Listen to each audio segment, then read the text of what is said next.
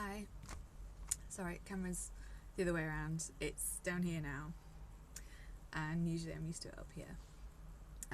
But I just put it the wrong way around today. So, welcome back, and just a quick one tonight because I'm really tired and it's been boiling today. We're having a bit of a heat wave, so I'm just gonna be really quick. Last week I was talking about, I showed you my portfolio and went through artwork designs and things like that. So I will show you what I've been up to today in the studio. And then I said that I would tell you about some shows that I've been watching. So today in the studio, I've been continuing work on the Pokemon Tarot. I'll go through it again with you. Pikachu, Bulbasaur / is it Venusaur? I got asked.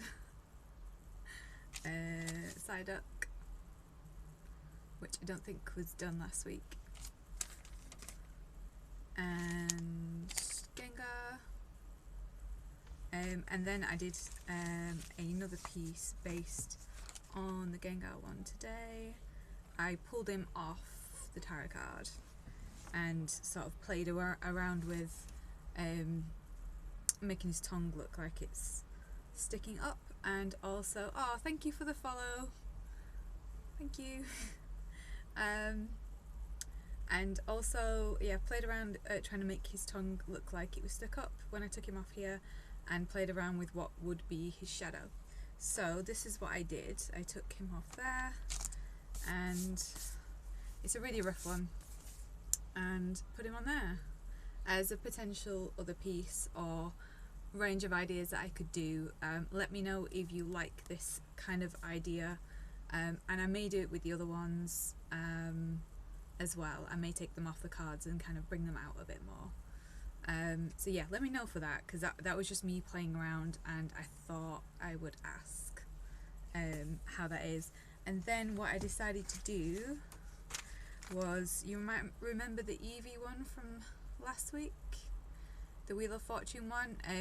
It's a bit too crowded, so I have started work on a sort of slimmed down version of it, and I'm going to go with 4 of the evolutions rather than everything. So it's going from this to, it's not finished yet, but it's going to be this. I don't know if you can see it clearly. Try and do that a bit. So it's going to have 4 of the Eevees, and then this is going to be like a hypnotic swirl pattern to a Pokeball in the centre for like the Wheel of Fortune, you know, which one are you going to be next, Destiny and all of that, and look, to go with the card. So yeah, changed it from this, and when this is finished it'll have all the ink in it, to that, so it should look better, hopefully. And I've been working on another new project because for some reason I can't finish one project before I start the next. I have to just, as soon as I get an idea, do it. So this project leads on from, so I'm just trying to find it, from some of the shows that I'm going to tell you about, and the shows lead on from someone that I've been following online for quite a while. So I'll just explain quickly. The person I've been following online is basically like a really mad, crazy botanist. He's been crossbreeding succulents for a long time, creating new variants, experimenting with bioluminescence, all sorts of stuff. So that led me to the idea of the bioluminescent mushrooms. So I actually drew this one today, just a quick doodle in the studio, you can see it. And the idea is that, you know, you have your luminescent, you know, whatever it is, it's mushrooms in this case, and then the idea for it is I'm going to do some kind of fade out design that I've just called it spores for now, So it's going to be sort of like pulling the white or the flesh tones into the shaded area by going from big to small, or in a pattern like this, with some of them shaded and some of them not. And then the idea is that I want to sort of do, I don't know what that was, I've just dropped something, sorry. The idea is that I want to do this, it looks quite nice as it is, but I want to do full colour, and I want it to glow, like bioluminescent. I want it to glow. And obviously at the minute there's like UV activated inks available. Some people like using them, some people don't. I've never used them. Oh, thank you. It took me ages. I actually got told I had to leave a white line around everything, otherwise it wouldn't look like it was glowing. But I decided once again to have a go doing it my way. And I think because my mentor said that to me, I understand why, I get it. But also the idea with it is that they've just seen it like this. They don't know, unless they watch this, hello. But they weren't aware at the time anyway that this idea is supposed to be sort of full colour glow. So what I really want to do is I want to make tattoos, or as part of the thing that I want to do, I want to make tattoos that glow. And like I said, I know these UV activated inks, a bit like when I used to have green hair and it would glow under sort of like a black light or something, that kind of thing. So I know you can do it.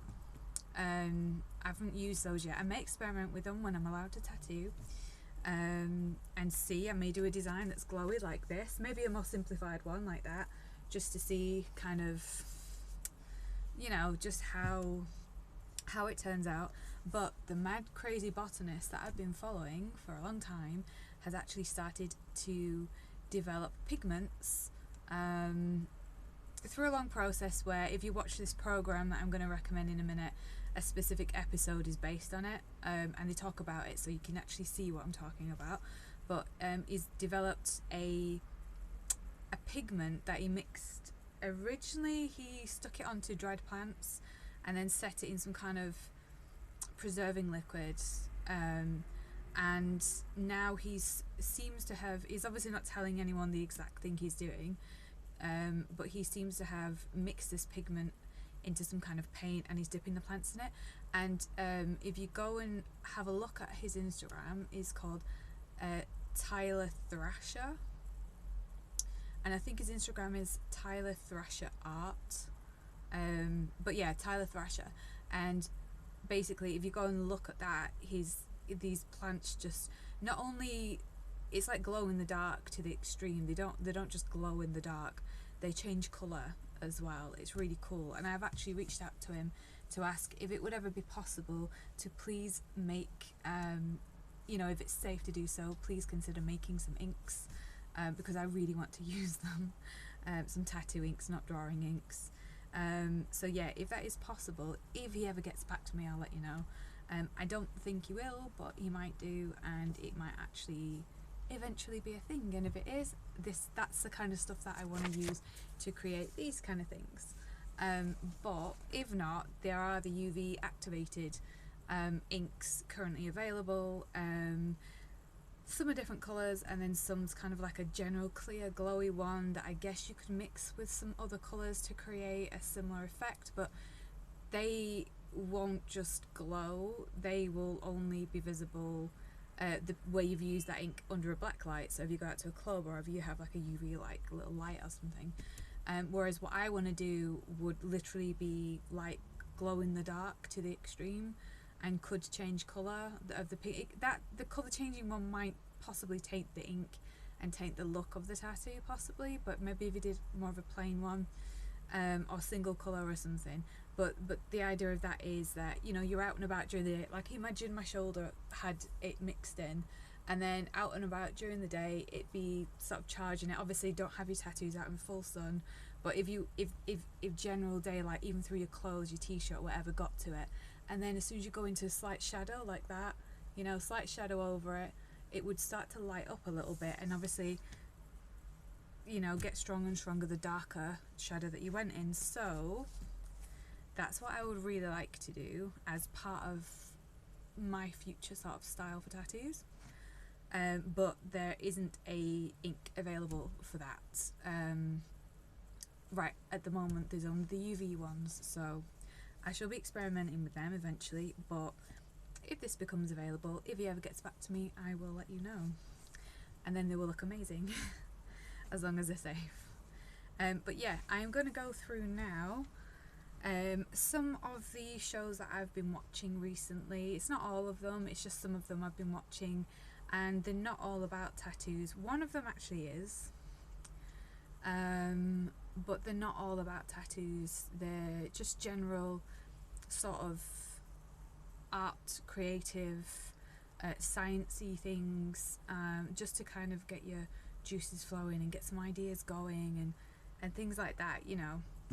So I mainly watch stuff on Netflix. So the first program that I'll recommend that I've watched is called Abstract, the Art of Design, and there's a particular episode that I liked the most, which was the Ez Devlin episode, and she creates theatre sets and concert stage sets and things like that, playing around with light and shadow, which is really interesting. So if you get a chance to watch that, please do, because she's done some amazing things with it.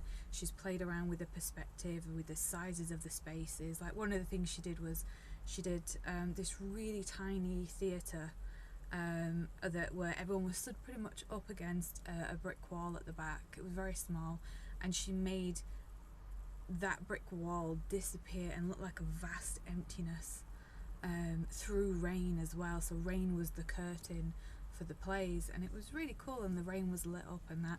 So, you know, she experiments a lot with light and dark, and, you know, lights and shadows and that kind of thing, you know, lighting stuff up and different sort of sounds and textures, but through things like rain, and drapes of fabric and projections and things. It's really, really cool. To give you a good sort of different ideas for things that you could draw. Actually, that one leads me on to some exhibitions that I've seen the last day or so advertised. I haven't been to. I don't know if they're really good. I've heard that they're okay. Some people like them, some people don't, but there's a few exhibitions in London at the moment, and they're themed around famous painters like, you know, Picasso, Monet, you know, that kind of thing. And they're exhibitions where you sort of go in and it's interactive with lights and sounds. I don't know smells, but definitely lights and sounds. So you've got, you know, extracts of, say, I don't know, the diaries, or when they're talking about the paintings they've done, and then you've got the painting in front and it's lit up and it's projected and all the floors got colour on and stuff like that. And then there's another one called Dopamine Land, which seems to be a similar thing but just abstract, which sounds fun. And there is actually one in Manchester, I forget the name of it now, but it is, I think, in Spinningfields or just outside, and it is based on street art. So if you looked at my Instagram, you would have seen a couple of weeks ago I went back to Manchester and I actually posted loads of pictures of the local street art that I found on that trip, and a few of those artists are actually exhibiting there. And the idea is that you can go in and you can be part of the art, and you can go in and interact with it and change it and everything. So if you want something interactive to go to, have a look at your local gallery, or perhaps see if any exhibition like this is on near you, or try them ones out. I'd like to go. I can't go at the minute to any of them, but if I ever do get to go, I will be sharing all about it. So that led on to that. So the next program that I watched on Netflix is actually about tattoos and the industry and that kind of thing, and it's called LA Originals, like Los Angeles, LA Originals, and that's actually about a famous tattooer called Mr. Cartoon. If you don't know who that is, I suggest you look it up. He's famous for the Chicano, I can't say Chicano style of tattooing, so you might see that as sort of like gangster style tattoos, you know. He did 50 Cents Back, that kind of thing, and you know, like the ladies with the clown faces and everything, like Pretty Ladies clown faces, you know, big lowrider cars, you know, he's done 50 Cent's back, he's done, I think it's something on Snoop Dogg's arm. There was this other rapper guy who did his whole stomach. I can't remember the names, not very good with names, but it's all about his life story, art wise, how he's got to where he is now, how his style developed from being where he grew up, and there were loads of gangs and everything, and you pretty much had to choose what kind of area you fit in. Were you a rapper, you know, were you in a gang, you know, were you this, were you that? And he started doing street art, and you know, like tagging, graffiti and everything, and then he started doing artwork with it instead of just writing, and then sort of developed from there. He would go on tour with bands, and he would be tattooing for them backstage, get recommended by famous people for other famous people, and it sort of spiraled from there. And then I think I can't remember how he got into the world of tattooing originally. I think one of his friends kind of threw him into it or suggested it to him, and he thought, well, I do my art on this, why not do it with that, and had a go. But yeah, really have a good look at that. It's very interesting. It's one of the most famous tattooers around, and a style. It's not my particularly favourite style. I'm not really into that, but I watched it anyway because some people in the studio and my mentor recommended it, and it's just good to have a look at different styles and everything.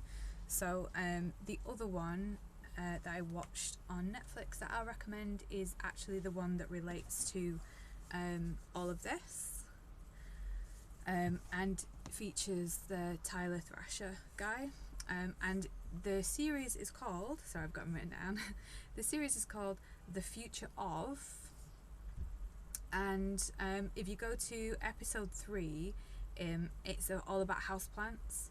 So it's the future of, and then houseplants, and it kind of sounds boring from there. If you look through the whole series, they've got loads of different aspects of what they think the future will be, developments that are happening. But if you skip just to this, this speaks about plants doing so much more in the future, being in your home more, being around, you know, on the street more. One thing that caught my eye with this, because I actually started watching this not knowing that that guy, the botanist, was in it, because I'd already followed all his stuff, just going through Netflix, and I saw this and I thought, well, that looks interesting, clicked on it, and it's partway through it, he just pops up, and I thought, oh, I know that guy, you know, that's a guy I've been following for ages. And they were actually talking about, one of the ideas was about when you're walking around at night and you've got the street lights, you know, in the future plants may light up instead of having to have street lights. So what they're doing is himself, botanists and scientists and everything, they're all working together, and they're using a program called CRISPR, and this pretty much just lets you look at the DNA of everything, break everything down, and look at active parts, and pretty much just it explains it really well in the episode, a lot better than I can do. But basically, if you imagine them like light switches, the inactive bits, you could just switch them on. So, you know, if a plant has got a dormant gene for, I don't know, smelling like chocolate or something, and it's switched off because it's dormant, you can literally use this technology to switch it on.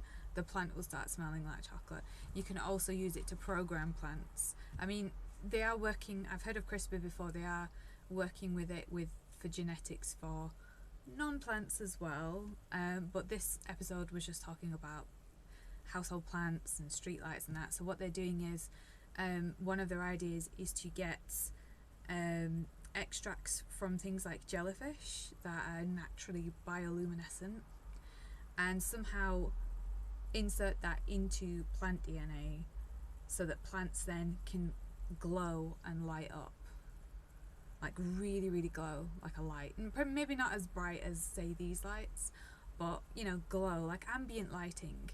And then there are other natural plants that are touch sensitive. I think, is it the mimosa something plant, I can't remember, but you touch it on its leaves and they curl up, The same with the Venus flytrap. There's little spikes inside what it would be its mouth. You touch it, touch sensitive, and it'll close after a few touches. Anyway, so they're looking at doing that with the bioluminescence, and then also adding in and crossbreeding that with plants that are very touch sensitive. So the idea is that you can say go like that, or touch a plant and it will sort of open up and light up and glow. Or they talk about how certain flowers can sense the vibrations of bees and flies and everything, mainly bees, coming towards them. So when they sense this sort of noise, this vibration, something is triggered within them where they produce more nectar only when this happens, to entice the bee to come in, you know, for pollination. So they're looking at things like that, so that potentially the idea is you could be walking down the street and the vibration of you walking or touching a plant will actually activate this, say the tree, the underneath of the tree to just glow and light your way as you go. One second, sorry, my cat's trying to get out. I'll just be a second and let her out.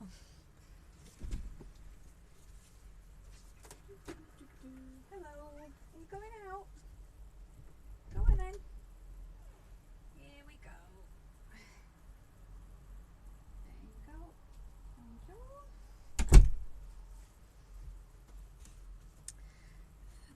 I'm back. That was Kiki, my cat, who was asleep on the bed behind me and suddenly halfway through the stream wants to leave. So yeah, anyway, with the plants, that's what they're looking at doing. So this episode talks all about that, and that obviously led on to my idea to want to do the bioluminescent tattoos. Because what he's been doing with the pigments in the paints, or paint-like fluid that he's been using to coat dried flowers and twigs and things and make them glow. It's all on his Instagram, go and have a look, it's really cool. But yeah, if I could get hold of that in a tattoo ink and put that in something like this and really make it actually glow on the skin, that's, you know, that leads on to that and it kind of explains what I want to do. And one of the last things that I'm going to share with you was shared to me, and I haven't fully finished watching it yet, but it's really interesting, and it's by a channel on YouTube called Institute of Human Anatomy, and the actual video is called What Tattoos Do to the Skin, and that is kind of self-explanatory. It's someone speaking in depth about how your skin works, showing you models of the layers of skin, and what happens when the tattoo ink goes in, or when the needle goes in, how that's what it's doing to your skin, where it's going to be touching, what kind of things it's going to be disrupting or moving or poking through, and that kind of thing, on the model, not actually showing you really, you know, in depth or anything, just on a model they explain it. And then obviously then with the ink is sort of deposited, why does that stay there, you know, what happens, because obviously it's a wound, so obviously you have weeping, you have all your white blood cells are rushing to the area, and one of the things it explains is that your white blood cells just gobble the ink up and hold on to it, but because it's non-digestible for the white blood cell, which normally it would digest whatever is the danger in your body, if it can, it can't digest it, so it holds on to it. So eventually this white blood cell dies, and then the ink is released again, and then, oh no, danger, more white blood cells come, gobble it up, same thing, over and over and over and over and over again. And that's part of why your tattoos kind of just stay put. That's one of the reasons why your ink is not getting sort of discarded by your body so quick. And also you've got collagen fibres that are kind of like meshing under your skin all different ways, which is why your skin can stretch all different ways, and that's kind of another reason why over a period of time you've got your white blood cells, you know, constantly regenerating and doing that cycle, you know, and then they're stuck in this kind of web of what is collagen fibres, and then as you age, your collagen fibres aren't as strong anymore, so they start to kind of loosen and sag, like a fresh cobweb going to like a fresh spider web going to a cobweb, kind of loosen and sag, so they're kind of moving, and that's why the lines go from really, really crisp over the years to sort of blurred out. You know, and another thing, so it can explain that quite well.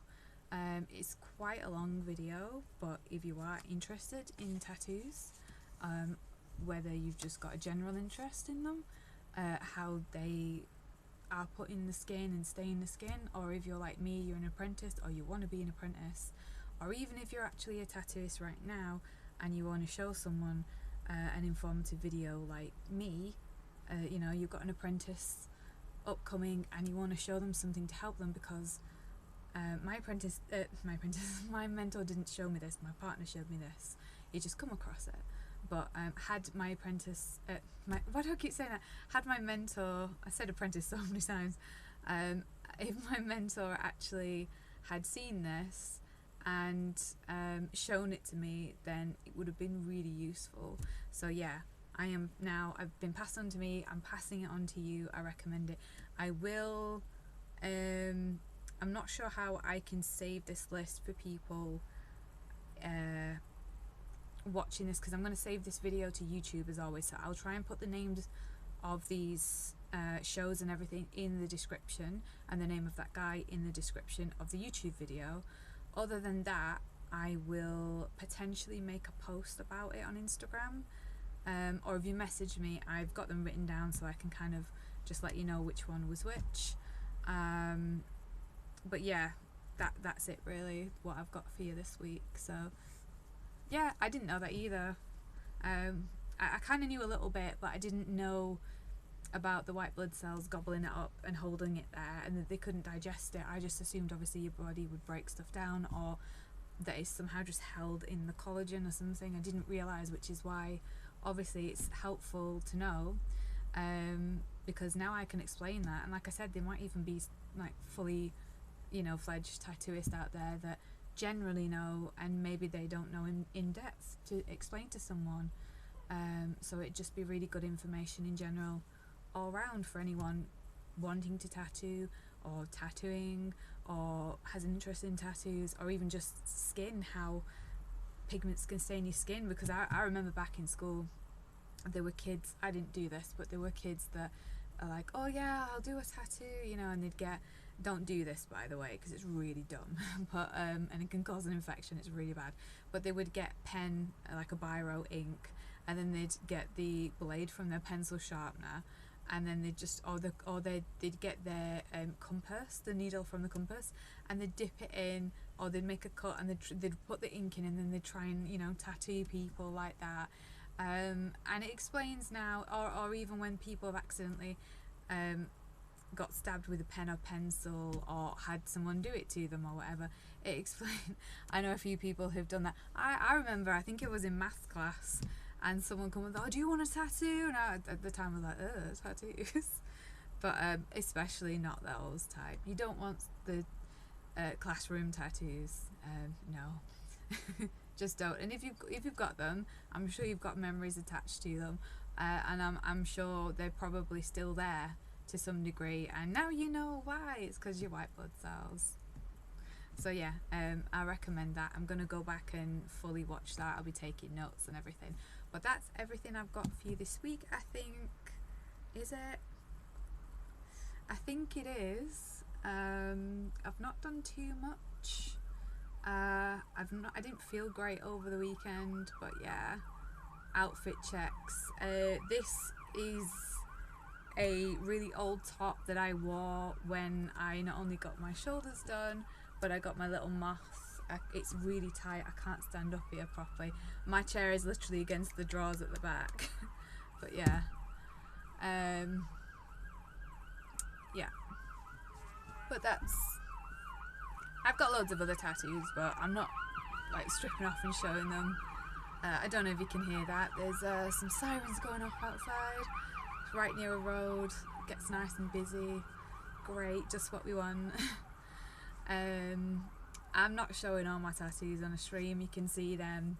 I've got a lot. I do have some pictures on my Instagram in the stories that says under my tattoos. I'm not sure if I've updated all of them, but I have them in there. I'm not going to be, no, not for money. I'm not stripping off, especially on Twitch. No, sorry, this is not the channel. It is, obviously it is tattoo related, what you're saying, but it's not what this channel, show, whatever is about. I am simply an apprentice who is talking about tattoos, what it's like to be an apprentice. I am not a stripper. Thank you though. But no, not going to. If you're interested in me, my tattoos, anything like that, I do, like I said, I have pictures of them for reference on Instagram, but they are not nude pictures. They're not dodgy in any way. They're just like this, how I am now. So yeah, that's it.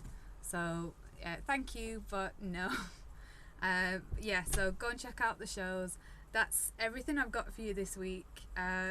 Send me a message about any ideas you want to see next week. I've not actually thought of anything yet. I will show you any more progress I've done with my work. But yeah, how about maybe I'll show you what fake skin is that we practice on. Let me know if you'd like to see that. What does the fake skin that tattooists and tattoo apprentices mainly use to practice on? And I can tell you obviously what brand it is. I've only got some of the flat sheets, but yeah, I can talk about that. That would be cool. Alright, I'll do that then next week. I'll try and find some of the ones that I used to practice on. They'll be a bit rubbish now. But yeah, I'll pull some of that out and show you what it's like. Try and do up close. I know it's not a very good camera, but I can try and do that. Yeah, I'll do that, and then if I can find my machine, I'll show you a little bit about that as well, but I've not really used them for ages. I am looking to try and use them upcoming in the studio when I'm told that I'm able to do that. But yeah, it's drawing for now, but I can show you at home some of the bits I've got. It might actually remind me that I need to take them in as well. I'm taking like all my offcuts of the synthetic skin in, so that when I can practice in the studio they're ready. So yeah, I will make a note of that, and I will see you next week then. Bye.